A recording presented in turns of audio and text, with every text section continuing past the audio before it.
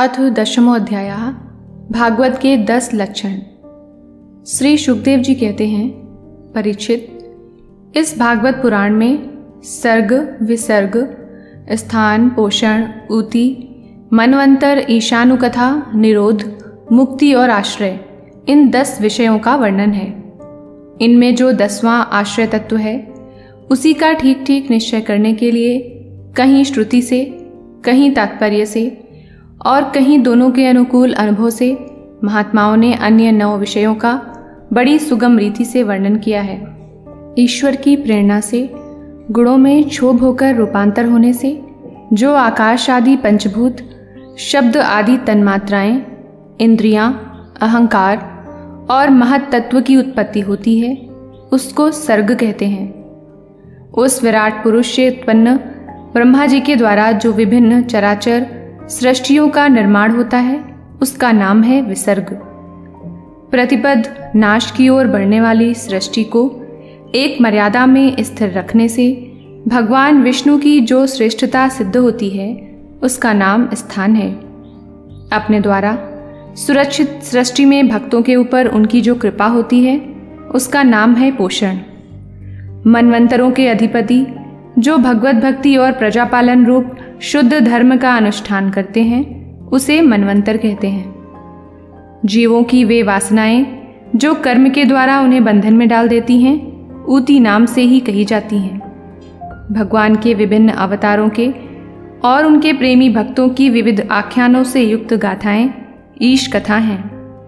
जब भगवान योग निद्रा स्वीकार करके शयन करते हैं, तब इस जीव का अपनी उपाधियों के साथ उनमें लीन हो जाना निरोध है। अज्ञान कल्पित कर्तृत्व, भोक्तृत्व आदि अनात्म भाव का परित्याग करके अपने वास्तविक स्वरूप परमात्मा में स्थित होना ही मुक्ति है। परीक्षित, इस चराचर जगत की उत्पत्ति और प्रलय जिस तत्व से प्रकाशित होते हैं, वह परम ब्रह्म ही आश्रय है। शास्त्रों में उसी को परमात्मा कहा गया है।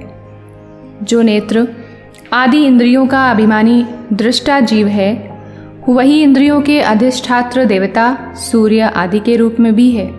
और जो नेत्र गोलक आदि से युक्त दृश्य देह है, वही उन दोनों को अलग अलग करता है।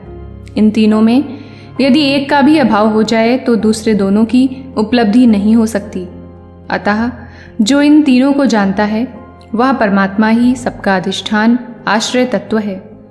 उसका आश्रय वह स्वयं ही है, दूसरा कोई नहीं।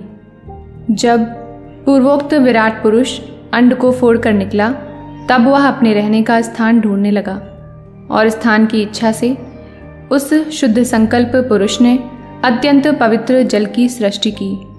विराट पुरुष रूप नर से उत्पन्न होने के कारण ही जल का नाम नार पड़ा और उस अपने उत्पन्न किए हुए नार में वह पुरुष 1000 वर्षों तक रहा। इसी से उसका नाम नारायण हुआ। उन नारायण भगवान की कृपा से ही द्रव्य, कर्म, काल, स्वभाव और जीव आदि की सत्ता है। उनकी उपेक्षा कर देने पर और किसी का अस्तित्व नहीं रहता। उन अद्वितीय भगवान नारायण ने योग निद्रा से जगकर अनेक होने की इच्छा की। तब अपनी माया से उन्होंने अखिल ब्रह्मांड के बीज स्वरूप अपने सुवर्णमय वीर्य को 3 भागों में विभक्त कर दिया, अधिदैव, अध्यात्म और अधिभूत।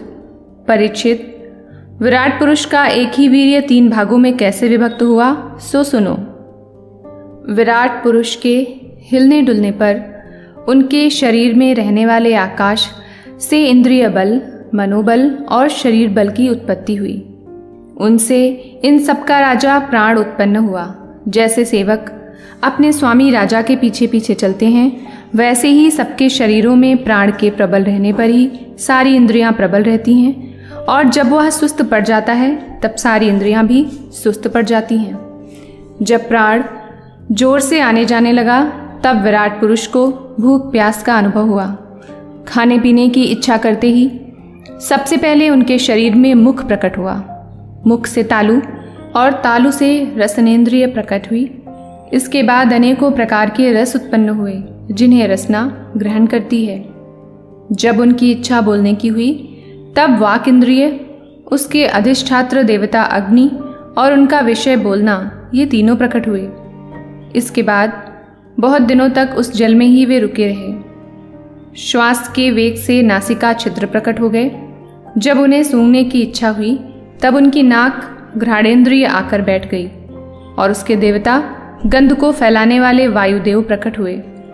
पहले उनके शरीर में प्रकाश नहीं था, फिर जब उन्हें अपने को तथा दूसरी वस्तुओं को देखने की इच्छा हुई तब नेत्रों के छिद्र, उनके अधिष्ठाता सूर्य और नेत्रेंद्रिय प्रकट हो गए। इन्हीं से रूप का ग्रहण होने लगा। जब वेद रूप ऋषि विराट पुरुष को स्तुतियों के द्वारा जगाने लगे तब उन्हें सुनने की इच्छा हुई। उसी समय कान, उनकी अधिष्ठात्र देवता, दिशाएं और श्रोत्रेंद्रिय प्रकट हुए। इसी से शब्द सुनाई पड़ता है। जब उन्होंने वस्तुओं की कोमलता, कठिनता, हल्कापन, भारीपन, उष्णता और शीतलता आदि जाननी चाहिए तब उनके शरीर में चर्म प्रकट हुआ। पृथ्वी में से जैसे वृक्ष निकल आते हैं उसी प्रकार उस चर्म में रोएं पैदा हुए और उसके भीतर बाहर रहने वाला वायु भी प्रकट हो गया।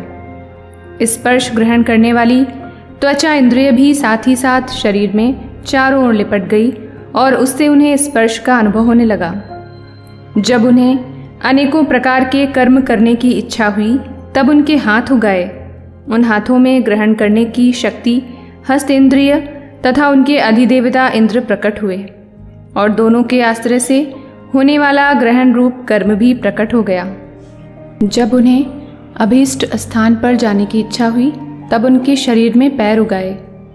चरणों के साथ ही चरण इंद्रिय के अधिष्ठाता रूप में वहाँ स्वयं यज्ञ पुरुष भगवान विष्णु स्थित हो गए और उन्हीं में चलना रूप कर्म प्रकट हुआ। मनुष्य इसी चरणेन्द्रिय से चलकर यज्ञ सामग्री एकत्र करते हैं। संतान, रति और स्वर्ग भोग की कामना होने पर विराट पुरुष के शरीर में लिंग की उत्पत्ति हुई। उसमें उपस्थेंद्रिय और प्रजापति देवता तथा इन दोनों के आश्रय रहने वाले काम सुख का आविर्भाव हुआ।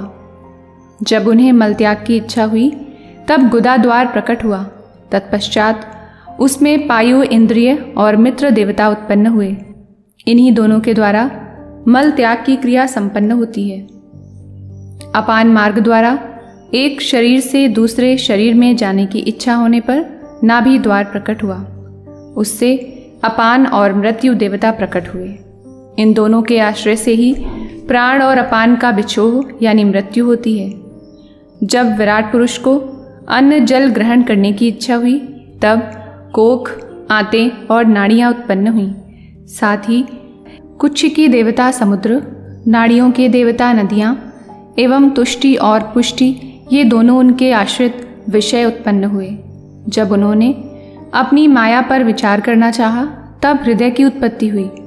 उससे मन रूप इंद्रिय और मन से उसका देवता चंद्रमा तथा विषय, कामना और संकल्प प्रकट हुए।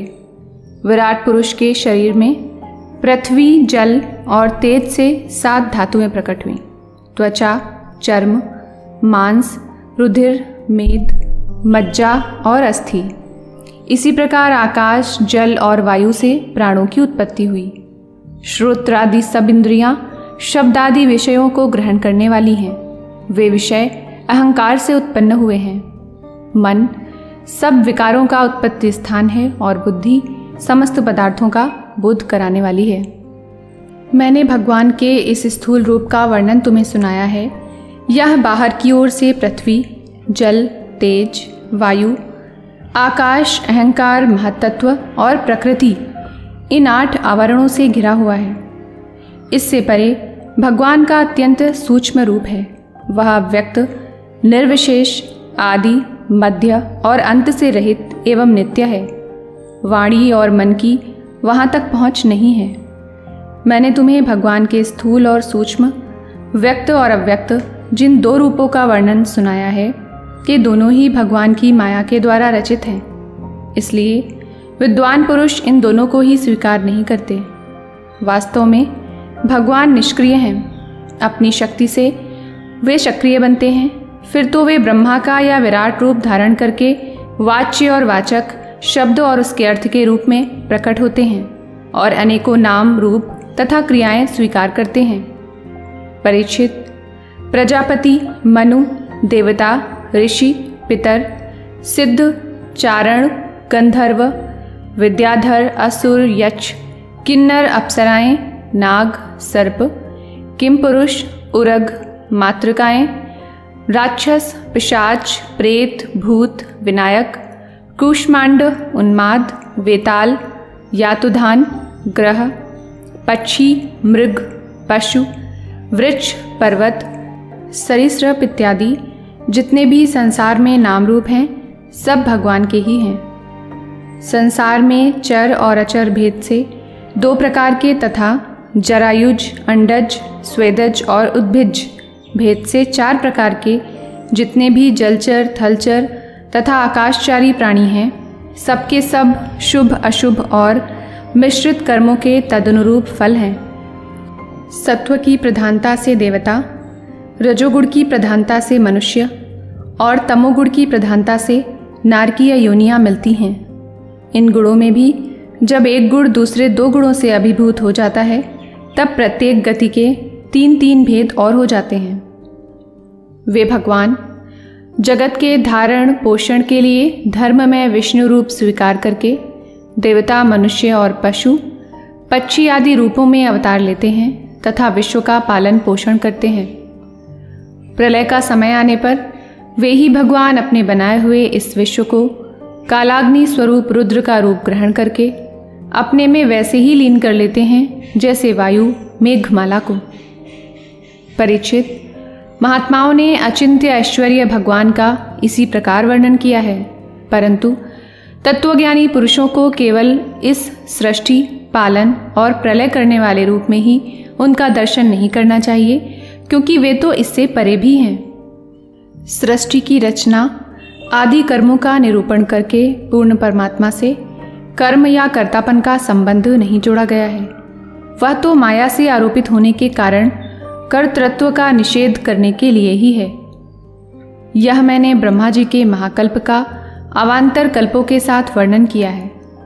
सब कल्पों में सृष्टि क्रम एक सा ही है। अंतर है तो केवल इतना ही कि महाकल्प के प्रारंभ में प्रकृति से क्रमशः महत्तत्व आदि की उत्पत्ति होती है और कल्पों के प्रारंभ में प्राकृत सृष्टि तो ज्यों की त्यों रहती ही है।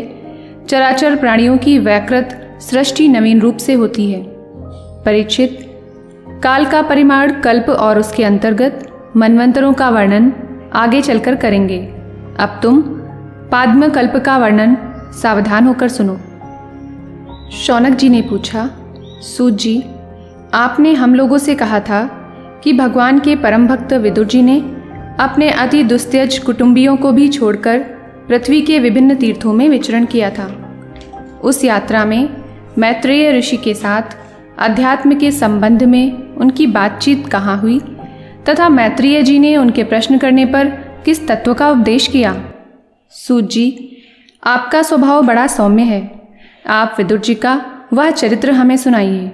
उन्होंने अपने भाई बंधुओं को क्यों छोड़ा और फिर उनके पास क्यों लौट आए? सूत जी ने कहा, शौनक आदि ऋषियों, राजा परीक्षित ने भी यही बात पूछी थी। उनके प्रश्नों के उत्तर में श्री शुकदेव जी महाराज ने जो कुछ कहा था वही मैं आप लोगों से कहता हूँ। सावधान होकर सुनिए। इति श्रीमद्भागवते महापुराणे वैयासिक्याम अष्टादश सहस्रयाम पारमहंस्यायाम संहितायाम द्वितीय स्कंधे पुरुष संस्थानुवर्णनम नाम 10मो अध्यायः। इति द्वितीयः स्कन्धः समाप्तः।